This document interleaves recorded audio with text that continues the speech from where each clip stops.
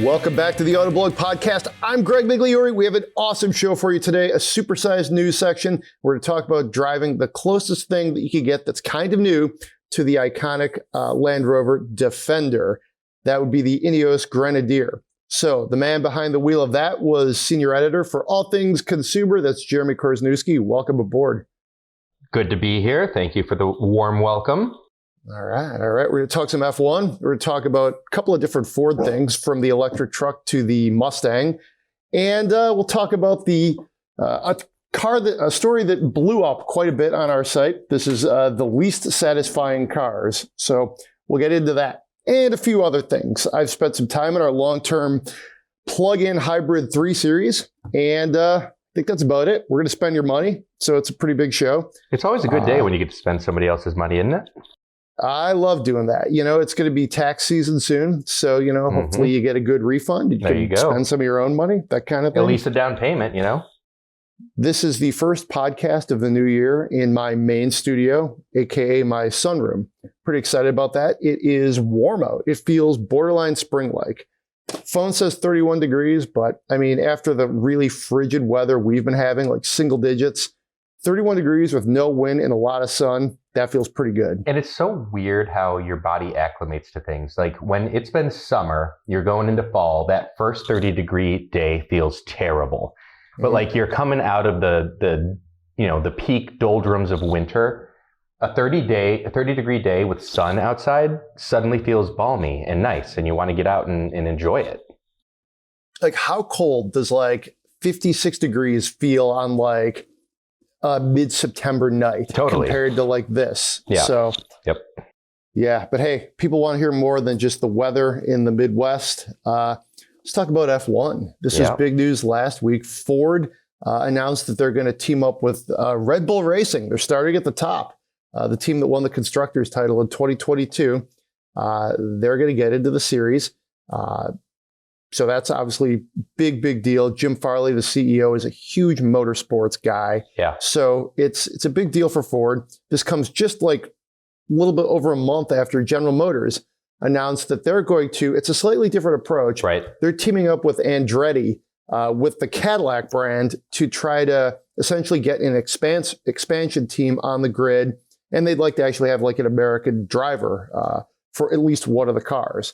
So a little bit of a different approach for each one. But at the end of the day, we are going to get, at some point in this decade, in all likelihood, a Ford versus General Motors in F1, which I think is kind of cool. I think it's going to capitalize on just the success we're seeing with the increased attention F1 gets in this country. Everything from the Miami Grand Prix to the Austin Grand Prix to the F1 special, which that's got to be coming up pretty soon, right?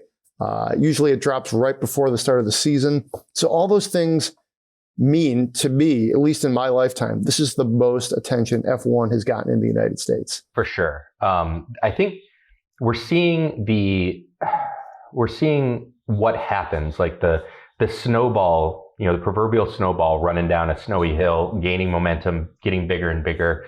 That's what's happening with Formula One in the United States. It's always been big in other parts of the world.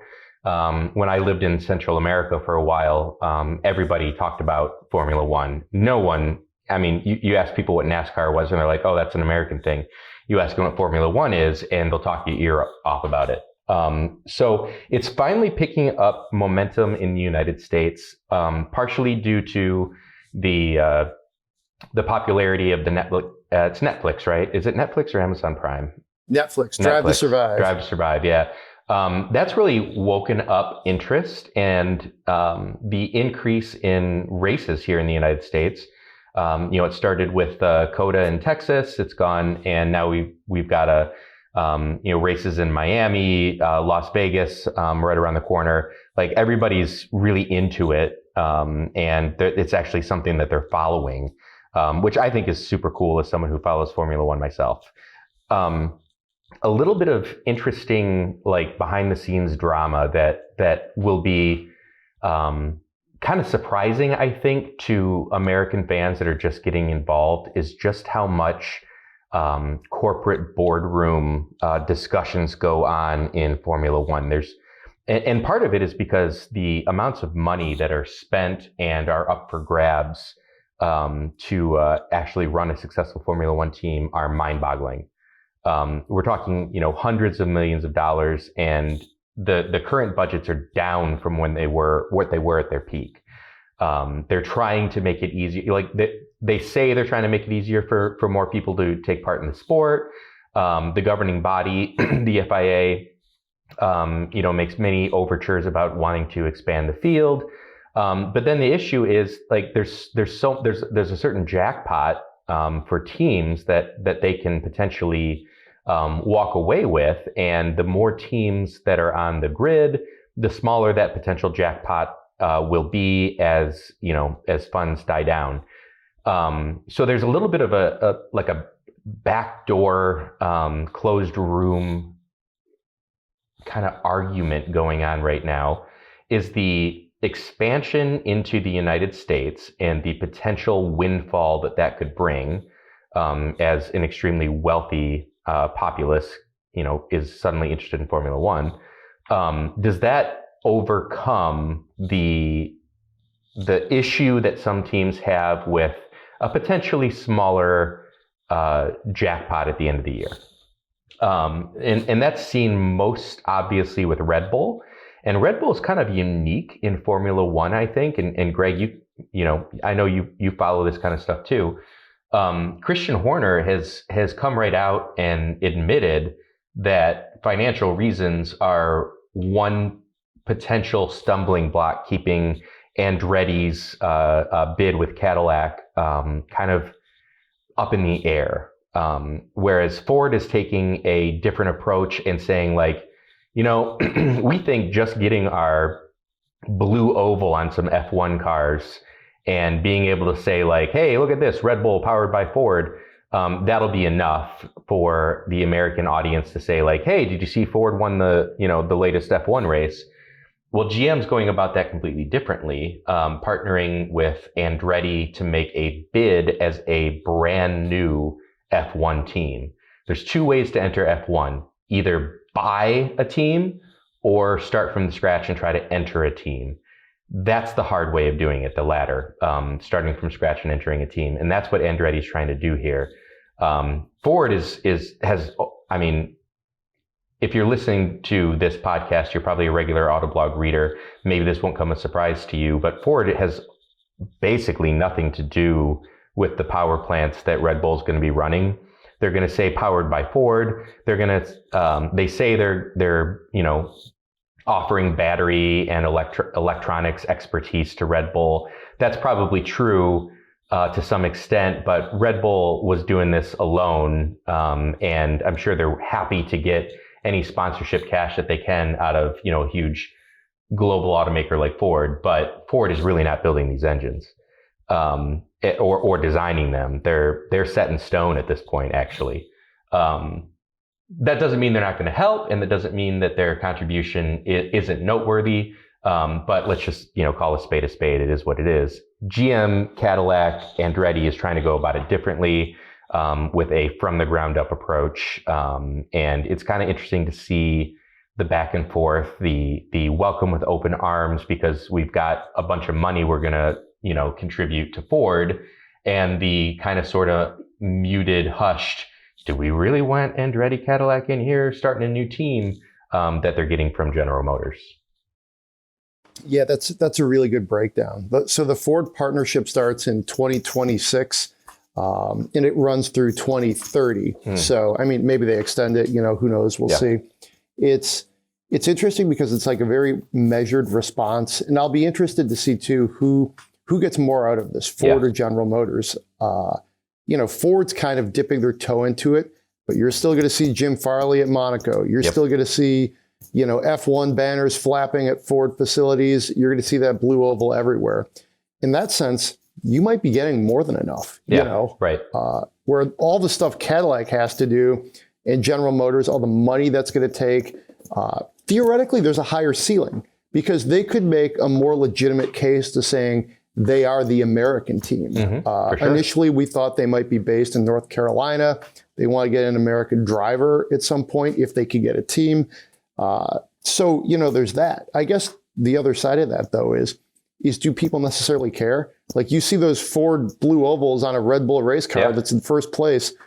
You're going to tell me Ford's not American? I mean, it's a pretty fine line for the casual racing enthusiast. It is, yeah. And Formula One is so, gosh, how do you put it? It's so fine tuned to the nth degree. Like, even if Cadillac and GM and Andretti start this team, are they really running a GM engine? I mean, it's a completely bespoke creation, like everything about Formula One is, just complete one-off for every single, you could say for every single series or season, excuse me. But to some extent, it's every single race. Like to your point, is Ford getting the same amount of value out of this potential jaunt into Formula One that General Motors is? I think, and we do have to be careful to point out that the GM, Cadillac, Andretti thing is not a sure thing. They have to be voted on and accepted by the group that the governing bodies that are running things, and the teams have a say in that. The Ford thing is a sure thing. They showed up with bags of money, and everyone's like, yeah, sure, we'll take your money, and we'll even put your blue oval on our car. But are they going to get the same impact? I think it depends on who you're asking. Like the casual F1 fan that picks up the races and is rooting for their favorite brand to win. Yeah, I think they're probably going to get just as much impact. The true diehards that are like, well, Andretti, Cadillac did this the hard way, and they put their money where their mouth is, and they develop their own car, et cetera. Especially if they can win, and there's a flip side to it too. If they do that and are running as back grid, basically like safety pylons when they're getting lapped by Mercedes and Red Bull and Ferrari. Then it looks really bad for them, so I think there's a lot of upside for Ford partnering up with Red Bull. As you mentioned, they're the current champions in the constructors. They also had the winning driver, Max Verstappen, last year. They're partnering with a proven winner. They're going to get their logos on there. And like you said, Farley's going to show up in Monaco with sunglasses on, watching the race, and very Enzo Ferrari-esque probably. I think both ways have merit. I think both ways are probably going to pay off for their respective brands. As an enthusiast, hat tip to GM, Cadillac, Andretti for, really going about this the harder way and, really trying to make a statement. It's interesting too, because let's just say, who knows, something happens in the financial situation of the Red Bull team. Ford is right there to scoop in. They'd probably have to get some FIA approvals, but boom, suddenly they could totally be in Formula One, Sure. So there's that. I mean, we saw look at the 2009, I think, Braun team. That was the Honda team that, just kind of reconstituted itself and then, was awesome. Yeah. So, I mean, this is getting way far down the road, but I mean, Ford's already in. And it's interesting too, Ford also has a great history in Formula One. It's obviously as a constructor, they don't really have a history, but as an engine manufacturer, they are number 3 all time in titles. Very interesting, they're Ferrari, as we all know, 16, number 1. They're like the New England Patriots or whatever of titles. But then you've got, Ford is right there with 10 of them, right behind Renault. So Renault has 12, by the way. So that's interesting. They're actually tied with Mercedes. And a lot of that has to do when brands were really like, you could point to these Ford Cosworth engines in Formula One, and they were really developed by the engineers at those companies. It's a little bit different, now with the current state of Formula One. But in any case, Ford has a lot of history to uphold. They can also get a lot of, to your point, really good publicity right out of the gate, assuming Red Bull is still good, throughout the rest of this decade, which they've been good for the last 15 years for the most part. Yeah. Whereas, like you said, if Cadillac, Andretti, let's say they get on the grid in their, a back marker, that's a problem. Yeah, that's not the look you're looking for. So, we'll see how it all plays out. Yeah, exciting times if you're an F1 fan, especially in America. Do you think the executives in, say, Dearborn are just going to let Red Bull run the show? I ask because I just watched Ford versus Ferrari, which you've probably seen. I have, yeah. Henry Ford II, this is 50 plus years ago, different time. Management styles are different, I would assume. I mean, probably Ford's going to be happy to let him go win races, but I wonder if things go sideways, if they're going to be like, hey, wait a minute, you guys ever thinking of doing it this way? Yeah. And to me, that could be a problem. Who knows? I think it probably depends on two factors. One, the amount of money that Ford showed up with, which I don't know off the top of my head if it's been said. The amount of money and whether they're winning or not. If Ford is happy on the return on investment of however much they put in, and the Red Bull team that they're sponsoring and offering assistance to is winning, everybody walks away happy. If Ford put a ton of money into it and they're running third behind Mercedes and Ferrari, then they might get a little bit antsy and say hey, what can we do to help you? Kind of improve your place. We'll see, but Christian Horner and the Red Bull team is pretty headstrong. I can't imagine Ford waltzing in there and, starting to run the show. I don't think that that's going to happen. I've interviewed Horner back when the Infiniti Renault partnership at the Austin Grand Prix. Man, F1 races are cool. They are. As just a fan, I'm thrilled to see GM maybe getting in and Ford getting in. As an American, you want to see some more of U.S. brands in there because it brings it a little bit literally closer to home. Yeah. So I think it's cool too. GM, when they go racing, they really go racing. Yeah. The team Cadillac in endurance racing, team Corvette. GM is one of two, Chevrolet, but GM is one of two only engine suppliers in IndyCar. When they do this, they do it. They don't take back seats. And I think that's super cool. And you don't have to be a GM fan to say well, hey, if they're doing it right. I think that's a feather in their cap. When they go racing, they really go racing. You want to talk about a company that when things are going well for General Motors, they have a lot of money. Obviously they do have the ups and downs of the market over time. But historically, they've been the nation's largest automaker, most of the time the world's largest automaker. You want to talk about a company that can really show up and be like, hey, everybody, we're here. Yeah. Let's go. Yeah, they can make a splash. Open the money bin. Gold coins will fall out. And kind of Ford of the 1960s challenging Ferrari. Exactly. That is such a great movie. Have you seen that movie recently? Yeah. Well, I saw it in the theaters when it was brand new. I haven't watched it since. But you're piquing my interest again. I might throw it on tonight after dinner. It was just on FX or TNT or something the other night, and it's I caught it 2/3 of the way or pretty early. I was I got to watch this. This is good. It's great. Just speaking of Ford, let's run through a couple of news hits here. And by the way, if you're wondering where's the Chicago Auto Show news? We're going to get that for you next week on the podcast. Check back to Autoblog. We're going to cover that for you obsessively. You'll probably listen to this on Friday, Saturday, and who knows, maybe you're grilling. I don't know if it's warmer where you are, but we'll hit you up with the Chicago stuff on the next episode. However, in this Red Bull announcement, they teased an electric truck. I would assume this isn't the Illuminator, much as I would love it to be. Any ideas? What do you think this is? I think it's going to be a performance version of the Lightning. Which, I think the world will be really excited to see. Well, I mean, the EV fan car buying world will be really excited to see. Speaking of the Illuminator, it's so cool. I absolutely love the idea of it. It's a topic for another time.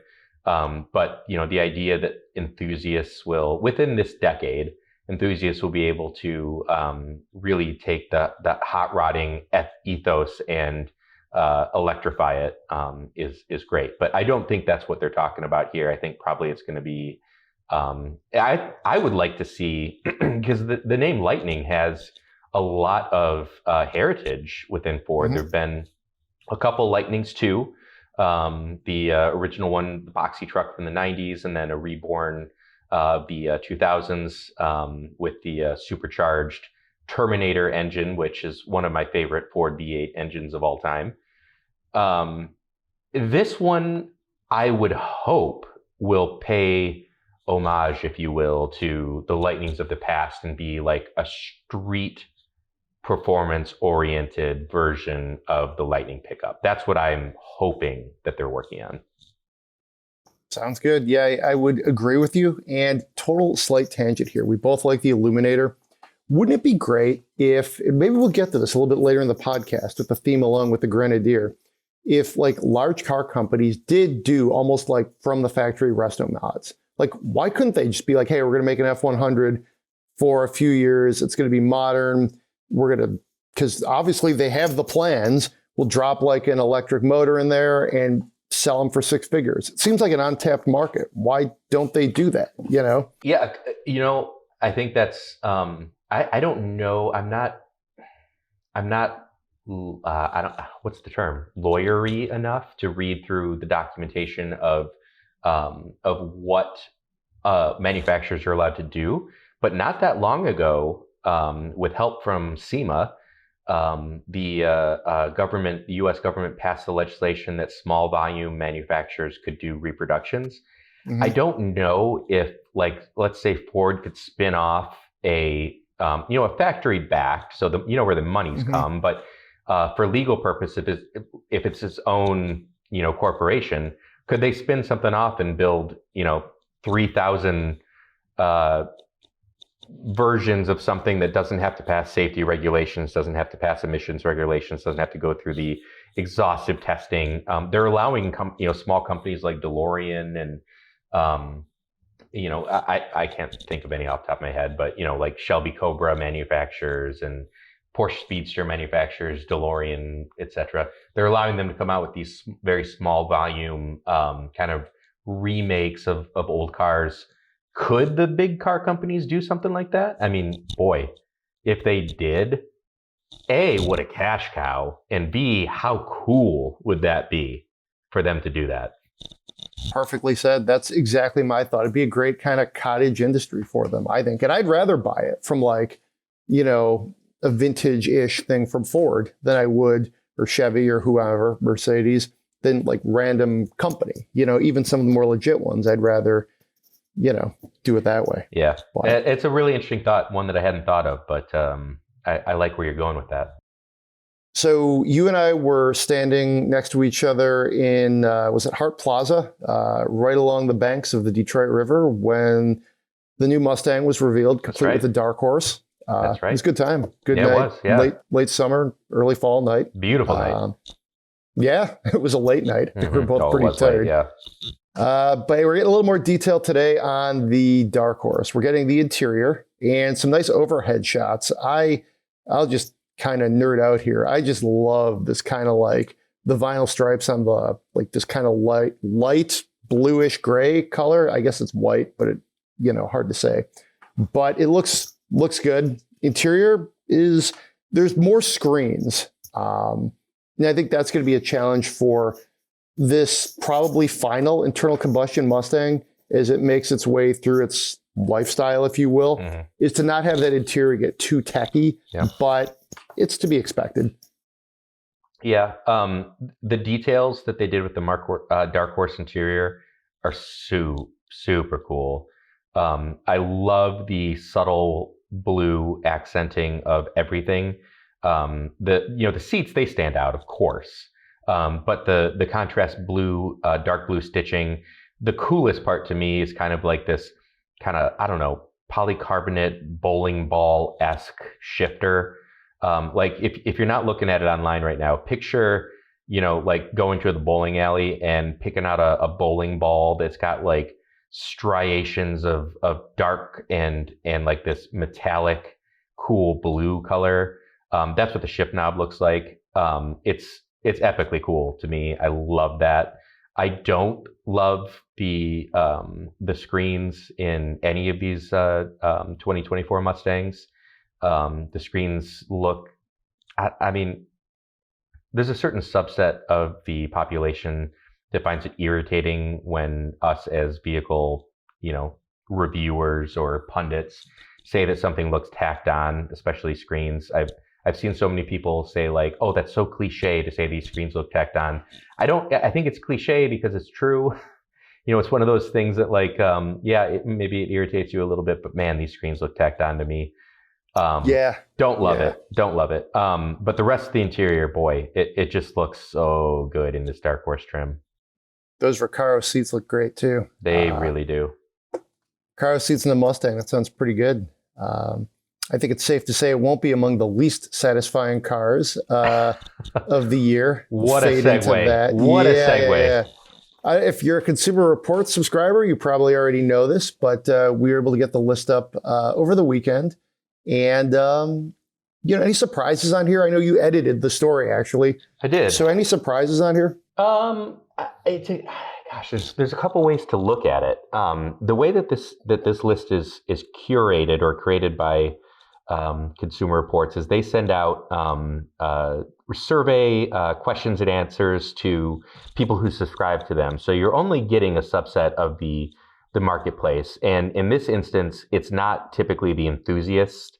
It's the people who buy their vehicles as appliances and daily drivers. That's who Consumer Reports is most appealing to. That's likely their readership, and so that's who's getting polled here. So take this as it is. There's two ways to look at it, I think. One, you could say that these are legitimately bad vehicles, and some of them are not particularly competitive in their respective fields. The number one lowest ranked, not surprisingly to me, was the Volkswagen Atlas Cross Sport. Do they call it Atlas Cross Sport or is it just Cross Sport? I don't remember. But it's the 5-row, slightly sportier version of the Volkswagen Atlas, which is kind of like a mainstream 3-row, 7-passenger entry into the crossover field for Volkswagen, like the vehicle that every big brand has to have. The Cross Sport is like the more athletic looking version of it, but it's not really an athletic vehicle at all. Maybe it looks a little bit more so, but if you buy it thinking like, oh, this is going to be sporty, it's not. You're losing out on the extra utility of the regular Atlas with its 3 rows, less cargo, more intimate kind of interior setup. So maybe you're regretting that purchase, and that's the question that Consumer Reports ask: would you buy this vehicle again? And more Consumer Reports readers said no to the Cross Sport from VW than anything else. There are other cars on here that did surprise me. I am a fan of the Mercedes GLB. Same. Yeah. I think it's a really solid entry into the kind of the compact entry-level luxury segment. I wonder if people buy this. It is a premium brand. It does have slightly premium pricing, even though not that bad.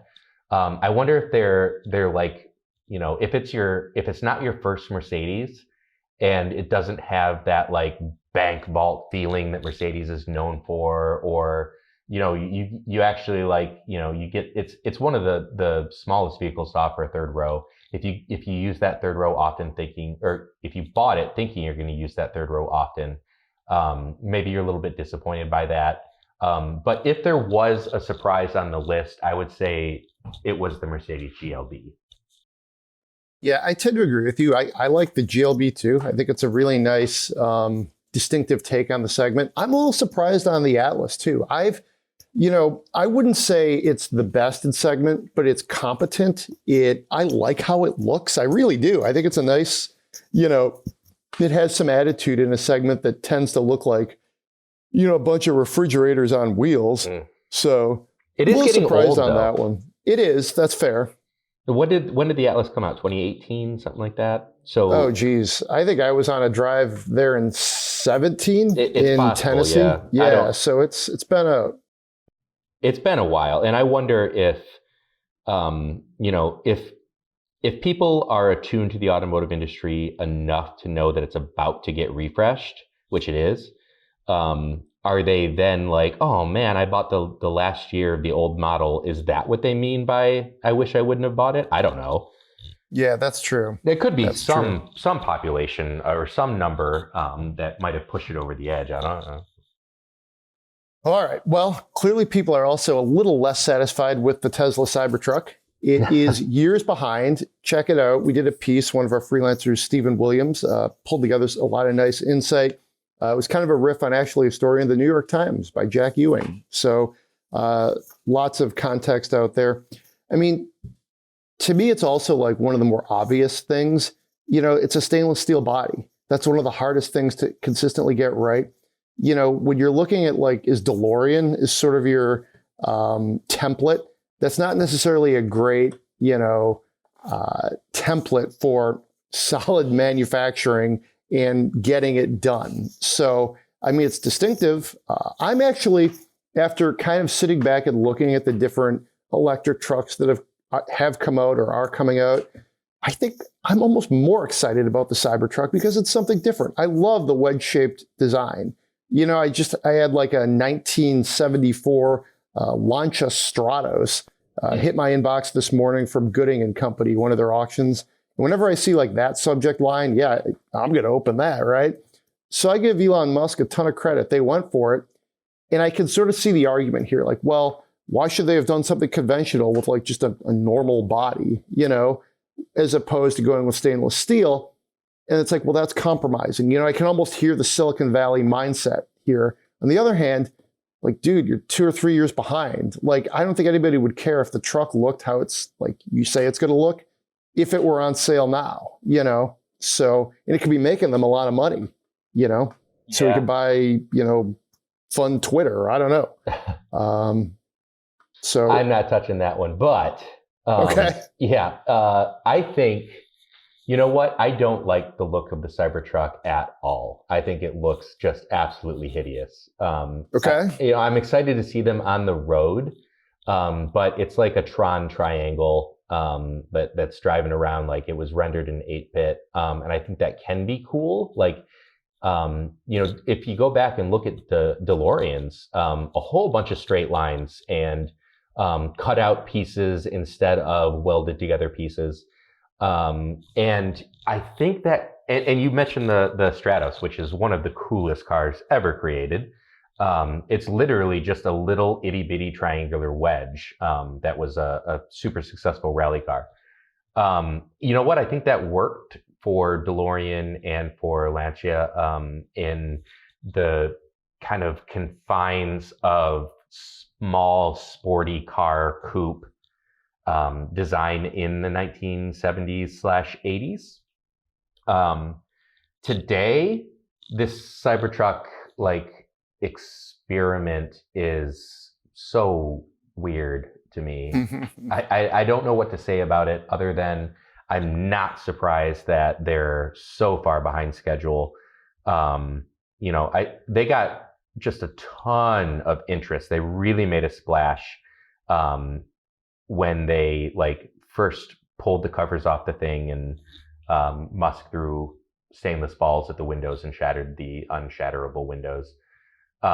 Is that a subtle dig? Sorry if it is. But that's kind of how I felt like that the night that it all went down. It was shocking to me that oh really? This is you're actually serious. Now I've softened on my stance on the Cybertruck. I get why people think it's interesting and I get why people want to park one in their driveway. Is it for me? No. Do I get the appeal? Sure. They're so far behind on it. And I think part of it is that it was harder than they thought to, use this stainless steel. But let's just be honest. When it comes to Tesla, they've never been on time they've never met a promise. We're going to do this by this year. We're going to do this by this year. We're going to meet this price. We're going to do that. Never happened. Like every single time. The most recent glaring example is how many robo-taxis are going to be driving on the roads. You can make how much money on your Tesla vehicle, having it pick people up and drop them off when you're not driving it. None of it has come to fruition. They even name their things, autopilot, full self-driving, as they're over promises by design, by marketing even. And that's, honestly, my biggest knock against Tesla is that they overpromise and underdeliver. Do I think that the Cybertruck could be a success? Yeah, heck yeah, I do. If they came out with it when on schedule, on time, converting those however many thousands of pre-orders into actual trucks in people's driveways. They could have sold a ton of them by now. But in that time period, a manufacturer like Ford was able to, in just the delay period of the Cybertruck, Ford was able to announce the Lightning, show the Lightning, put tens of thousands of them in people's driveways, and have an order backlog so big that they're no longer taking orders. It's a missed opportunity. A total missed opportunity. Is this New York Times piece accurate? Yes, it is. I think it's super difficult to manufacture vehicles out of stainless steel with the construction methods, the laser cutting, the specialized welding, all that goes along with that. Absolutely, that does make it more difficult. But come on, it's Tesla.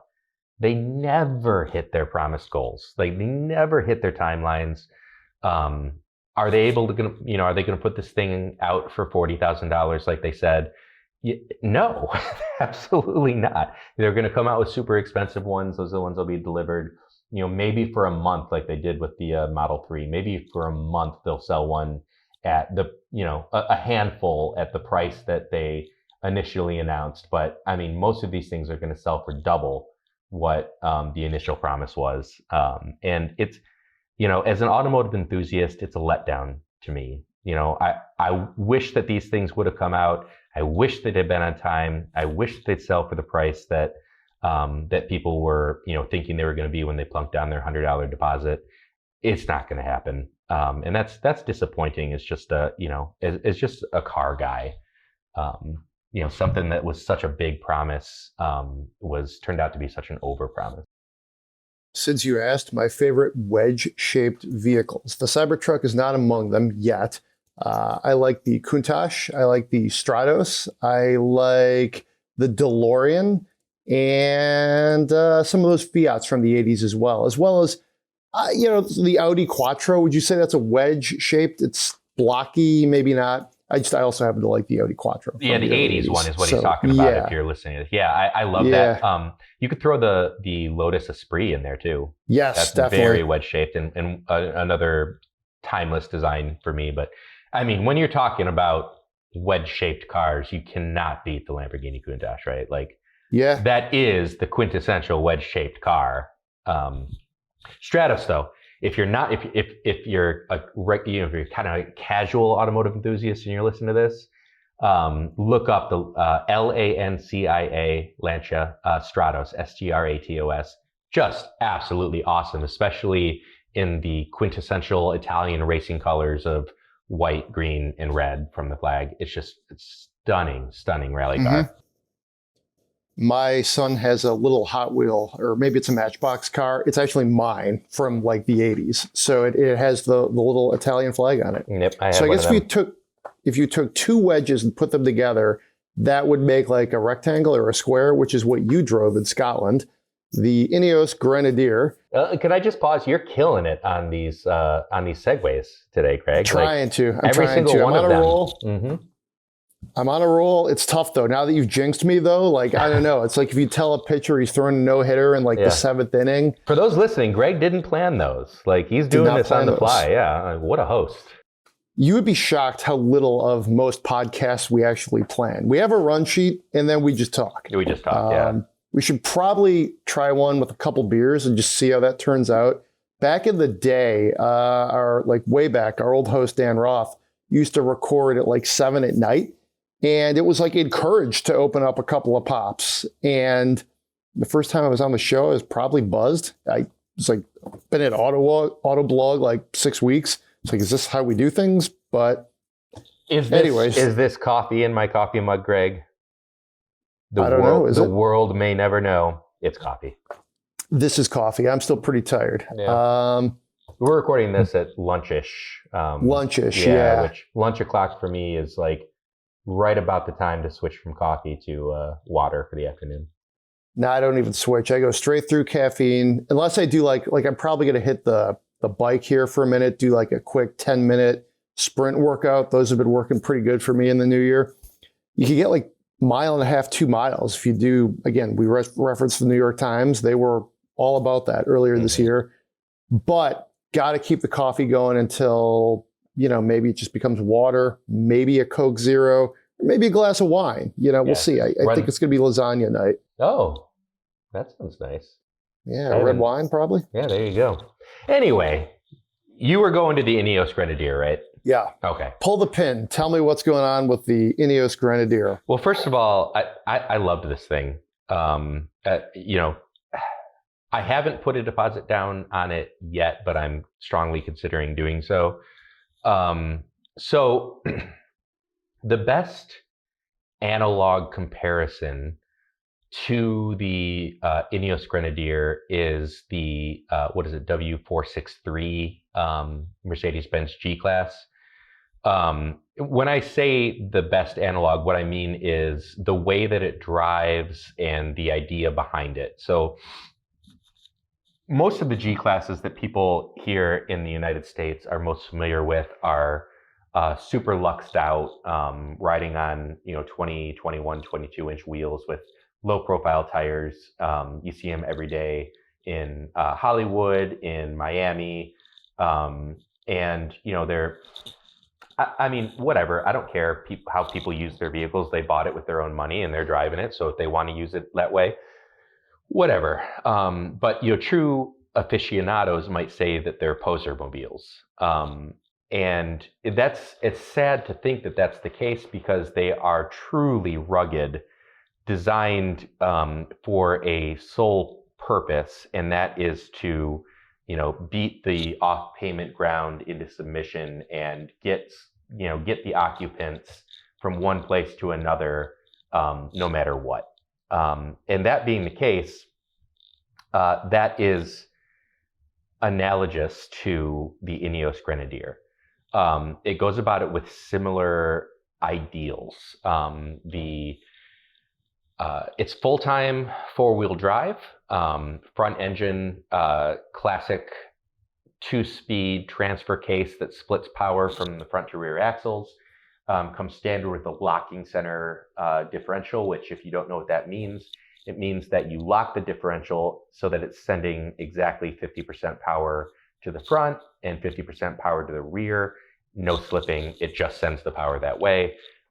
You can optionally equip it, or depending on the model, it'll come standard with front and rear locking differentials as well. And the triple locking diffs, when all activated, means that every wheel is going to turn no matter what. So if even one of them is in contact with the ground, you have some sort of motive force. That's the idea behind that. That is exactly the ethos of the say a vintage Mercedes G-Wagon back in the 80s and 90s, before they came to America with AMG badges and big turbocharged V8 engines, or supercharged V8 engines. They were powered by 4 cylinders and 6 cylinders and were well known as good utilitarian off-road vehicles. Besides that, the obvious bogey is the Land Rover Defender. Not the current Defender that you could buy at any Land Rover dealership, but the one that they stopped making in, oh gosh, what year was it?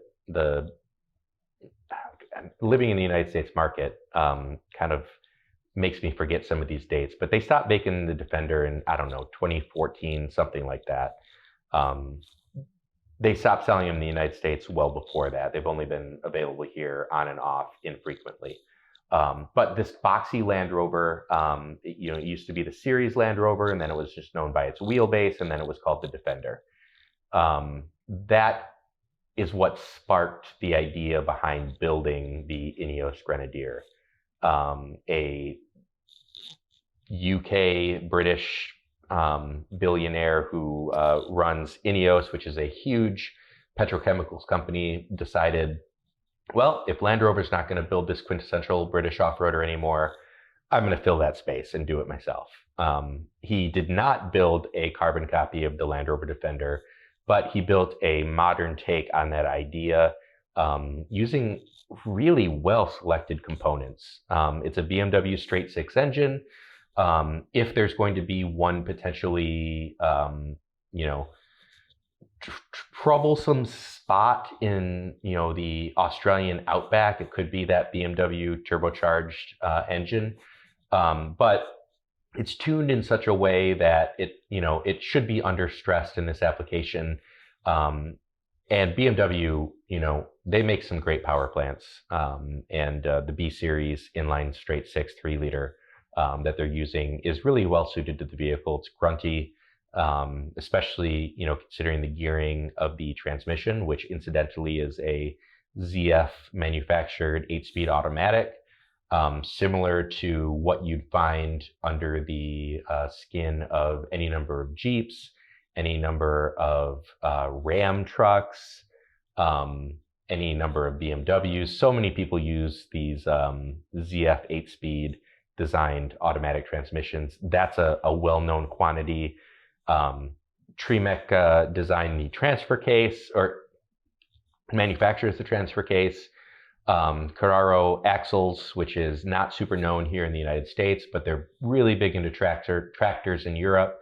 All the pieces were selected really intelligently.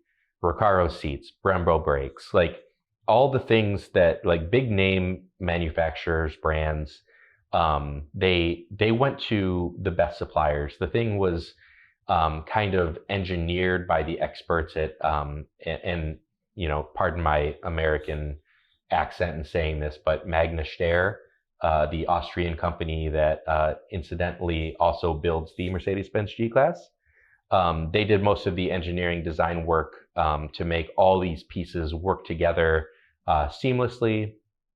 And it's built in a ex-Mercedes-Benz fully up-to-date modern factory in France, super close to the German border, where ZF and BMW manufacture the powertrain. So they just really did this right. They clean sheet design, very utilitarian, just enough luxury touches. Like, it's not a luxury vehicle, but it's a premium vehicle, and it drives like a premium vehicle, like you'd expect. All the off-road gear that you could possibly want. Super fun kind of expedition style accessories, full rooftop, pop-out safari windows above the driver and passenger. A really unique mounting system for accessories. Goes all the way around, optionally, all the way around the vehicle's belt line, with other attachment points in the rear quarters and underneath the doors. It's just a really super cool design.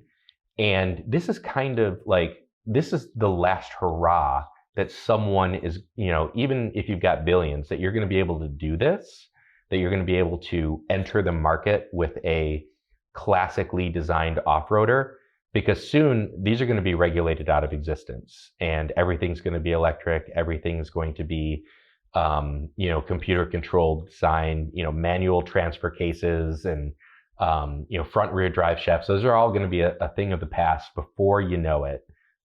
This is like, they got in just under the wire when you could potentially realistically build something like this and sell it to people. And I am, in my millennial speak, I am 100% here for it.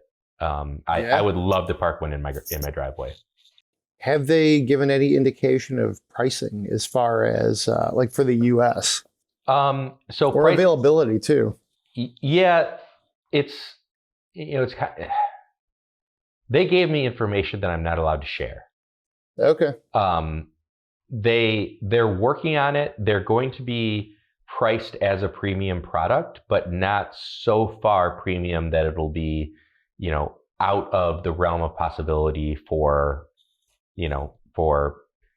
middle-class Americans to potentially buy. Okay. I think, and they gave me some off-the-record information that I won't share here, but if you were to look at a 4-year-old base Mercedes G-Class certified, you could potentially buy that, or you could buy this brand new Ineos Grenadier with a 5-year, 60,000-mile warranty. I think you're going to see them, transaction prices are probably going to be a little, I don't know, look for around 70, 75,000. If you option them with all kinds of things like double batteries, snorkels, roof racks, you might pass the $80,000 mark. Where will they start? That's a really good question. I don't know. But I think your average model, you're probably going to be looking at something in the 70s. Okay.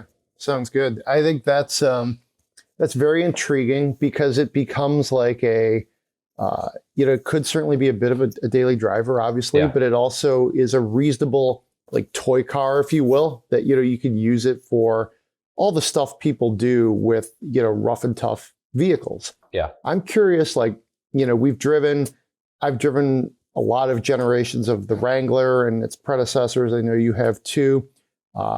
Everything from the G-Class to the 4Runner to the new Defender, which is something totally different. The new Ford Bronco. As far as just you want to take this thing to Kroger, you also might want to take it to the top of a mountain or something on the weekends. Where does it fit as far as just driving characteristics? Is it the roughest, the toughest? Is it something you're not totally offended to be driving every day, like to Kroger? How does it fit in on that sort of spectrum? I'm curious. Yeah, I mean, part of that obviously depends on your own personal standards and expectations. Like, how much do you care what other people think is going to factor into that? Are people going to buy them and use them as, mall parking lot runners like they do a lot of G-Classes? Yeah, for sure they are. They're going to show up on Rodeo Drive and they're going to show up in South Beach, Miami. They're never going to set foot off pavement. A lot of them will be sold that way. I had some conversations with Ineos executives about that, and they basically said kind of hush mouth, well, a sale is a sale, we'll take it. But they said something to the effect of, it's a shame that we engineered this vehicle to do so much, and a lot of them won't do that. But also, who are we to cast judgment on how other people use their vehicles? If you can afford to buy it and you want to buy it and this is what you want to buy, welcome to America. You buy your G-Class or buy your Ram TRX that's never going to go off-road, or here's your Ford Raptor. You want to be seen driving it. You're going to, replace your tires every 10,000 miles because you're constantly driving it on the street. However, the people who choose to drive it primarily on the road as opposed to off are not going to be penalized. It drives like a premium vehicle. It's extremely solid. It's extremely rugged. It's suspended relatively softly with progressive rate springs. There's no air suspension. There's no height adjustability. There's nothing like that.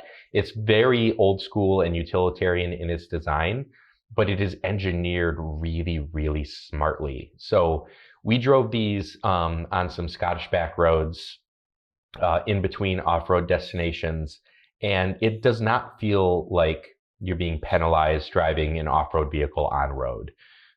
If you've ever driven an old Land Rover Defender, this is very much not that. It's not noisy. It's not 65 miles an hour is not within, 10 miles an hour of its top speed, like a lot of those old Defenders were.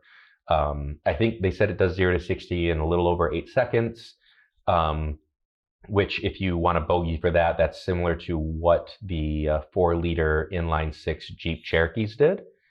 It's an appropriate amount of power for the vehicle.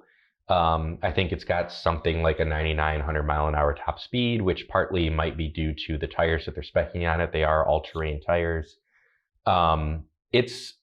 people who buy them are not going to be like, oh my God, why did I do this? I never drive it off road. This thing sucks to drive on the road. It doesn't. It's perfectly fine. The biggest issue that they'll have is because of the solid axles and the rugged design, it does have recirculating ball steering, which the Mercedes G-Class finally went away from in, 2018, 2019, when they went to the latest model. They went to a rack and pinion. But all the people who drive the old Mercedes G-Classes will be used to the same kind of steering feel as what this has on the road. It's fine. It's perfectly acceptable. It rides much better than something like a Wrangler Unlimited Rubicon if you want to make a bogey. It's more like a Ford Bronco on road than it is like a Wrangler Unlimited Rubicon. All right. So you got to go to Scotland. I imagine you probably had some Scotch. Just any color from the trip, whether it's from the drive through the woods, anything like that, or the food, the drink. I mean, we could have a whole separate podcast. Yeah. Right? Yeah. I Google searched how much alcohol I could bring home without paying taxes on it. I took that measurement and divided it by 700 milliliters, because that's the size of a standard Scotch bottle in Scotland. And I took that many home. I got all the Scotch that I could. Fortunately, my wife is a Scotch drinker as well, so no spousal friction there. She was, happy to accept all the spoils of the trip. Scotland's a beautiful country. I was a little bit concerned about traveling there in January, just looking at where they fall on the map. They're pretty north. But because they're kind of in between two big bodies of water, if you're not climbing up in elevations, it's usually not too bad. We were pretty close to the coast for a lot of our trip, and we saw a lot of greenery still. The grass is still green. The lambs still have things to chew on. When you get up into the mountains where we took some of these, you'll see in our photo gallery, there was legit snow. The ground was white. It was completely covered. The deer populations were being forced out of the highlands down into the lowlands so that they could continue eating. It was a beautiful time to visit Scotland. Actually, the only downside, obviously, is that the days are shorter. So you'll hit that daylight end before you're too tired to keep going. One little side note for people who are automotive enthusiasts: if you've ever seen James Bond Skyfall, the scene where he's driving his vintage Aston Martin through the countryside on his way to what they referred to as the Skyfall estate, that was filmed right where we were. We took a little short shuttle from one of the hotels that we stayed at to the filming location, where Bond gets out of his car and he's looking around. So I, of course, copped a James Bond gun in my hand pose and got my picture taken there, as you do when you're in Scotland at the Skyfall filming location. So if you want to know what it looks like, watch that movie, picture that scene, and that is the location that we were doing a lot of off-road driving. Wow, that is pretty picturesque. Yeah. That's pretty awesome. I've been to Orkney in Scotland. I have some Scotch from the Highland Distillery in my basement, which I'm very tempted to get into. I've never opened it. So it's No. like, when you open it, just open it on like a Wednesday, or, Well, here's the it's thing. tough. I believe in buying liquor to be consumed. Fair. However, there's definitely, there's everyday Scotch, just like everyday wine. My wife always refers to, this is a Tuesday wine. Mhm. It maybe even a Trader Joe box might be a Tuesday wine. Whatever floats your boat. There's such a thing as a Tuesday Scotch. We picked up some bottles that are, in the $40 range. One that we really like is Auchentoshan Triple Wood. It's really well known in Scotland, but you can find it here in the United States in the $75 to $80 range. But over there, it's a $40 bottle. So that's an everyday drinker. You're only going to have one at a time. some of the more expensive bottles, they're, we'll open them, we'll drink them for, when we want to, when we have the inkling to do so, but they'll last years. Okay. One dram at a time. That's what they refer to as, you don't have a shot of scotch, you have a dram of scotch in Scotland. Yeah. One dram at a time. These, the dozen or so bottles that we brought home, they'll last several years. Okay. So I think maybe I shouldn't overthink it. I have a bottle of 2016. It was 10-year-old-ish. It's probably still good, I would think. Never opened. Open it up. Go bad. And just, drink it. I'm not a big Scotch drinker, as you can tell. I've had my fair share of it, but I don't know really anything about it. It's no longer changing flavor once it's pulled out of the cask. So it was 10-year-old Scotch at the time. Yeah. It's still, even though it is technically older than that, when it was bottled is what the age statement is. So it'll taste the same today as it did when it was bottled. And should you open it up and try it?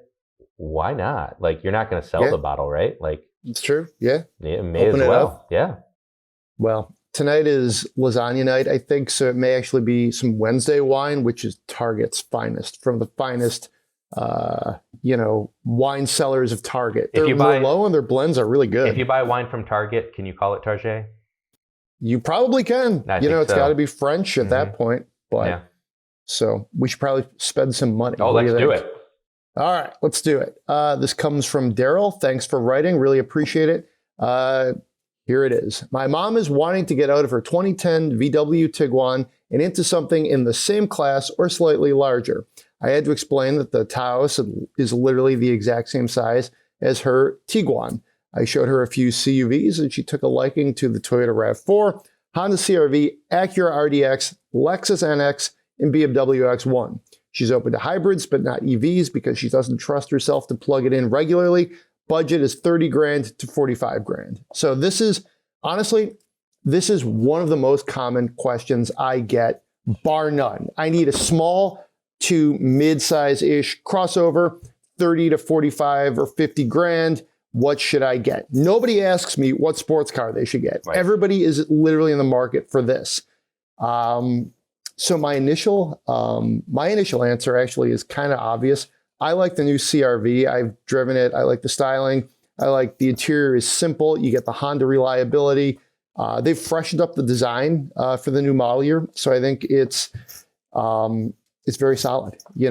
Checking my work car and driver says gave it a 10 out of 10 rating. I haven't seen them do that very much and put it number one in the segment. Mm-hmm. So I feel like I'm on pretty solid ground if that's the size you want. So yeah, I'm just going to leave it right there. What do you think?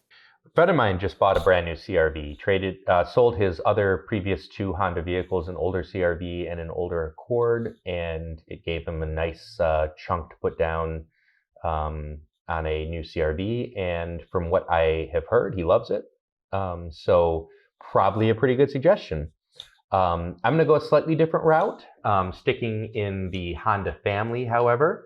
I am going to recommend an Acura RDX, but with your budget, and he specifically called out a budget of $30,000 to $45,000.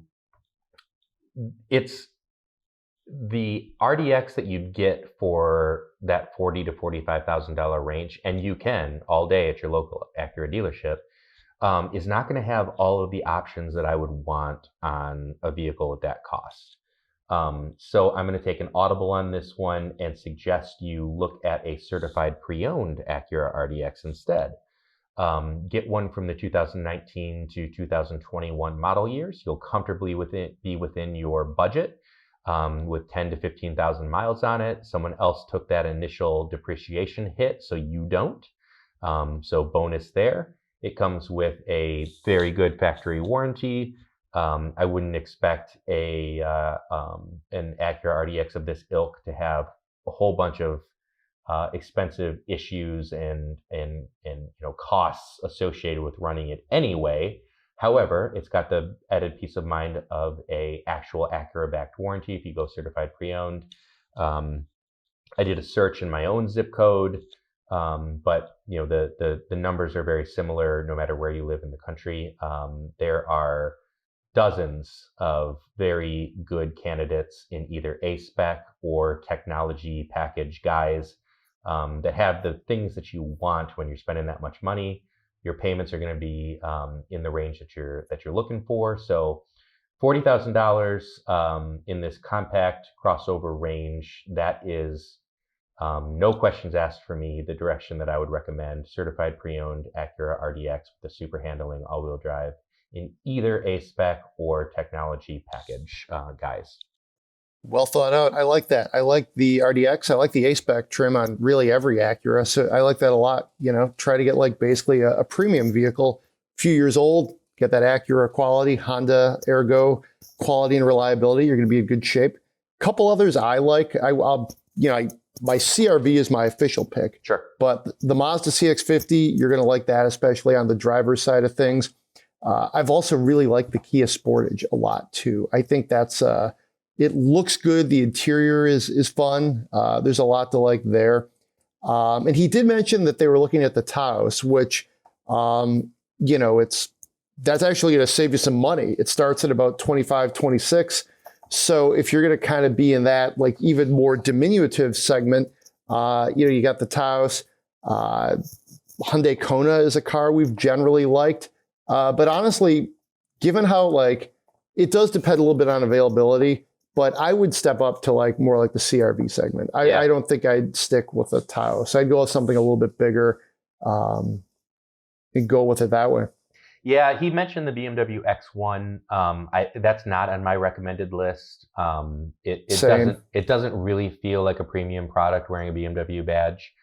I would rather have the nicest RAV4 or CRV as opposed to a stripped down X1. My official pick is that certified pre-owned Acura RDX. But I think CRV is a solid choice. You can't go wrong with CRV or RAV4. I wouldn't. He listed the Lexus NX. As someone who's driven them, I would only consider going with one of the hybrid models. And the one that you really want is the hybrid with the plug. And you mentioned your mom doesn't really want to have to plug in a vehicle, so that taking that off kind of lowers my recommendation of the Lexus NX. So yeah, I'm sticking with the Acura. All of Greg's points are also spot on. I think at this point it's going to come down to test drives. I think you should. If I were you, I'd fire up my internet browser and see what is available certified pre-owned from your couple closest Acura dealerships, and from there check out the CRV, check out and see what Toyota's doing on the RAV4, and pick the one that you like the best. Yeah, RAV4 is good too. I forgot to mention that. That's very solid too. So if that's, design's a little bit more polarizing, but in this segment, especially if you go with like a Honda or a Toyota or a Mazda, you're probably not going to really go wrong. It's just kind of like, what do you like? Yeah. So. Yeah, there are some duds in the group, but you didn't mention any of those, and I'm not going to mention them by name because they're already not on the contender list. So let's not add to the confusion. Yeah, right? Exactly. All right. Well, I wish you a good evening. Perhaps a dram of Scotch, if you will. I'll be again probably trolling the Target wine cellars. I think I already have a bottle open, but yeah. That sounds great. All right. That's all the time we have this week. If you enjoy the show, please give us 5 stars on Apple Podcasts, Spotify, wherever you get the Autoblog Podcast. Send us your Spend My Monies. We've had a couple of really good ones in the last few weeks. That's podcast@autoblog.com. Be safe out there. Enjoy your whiskey responsibly or your Scotch, and we'll see you next week.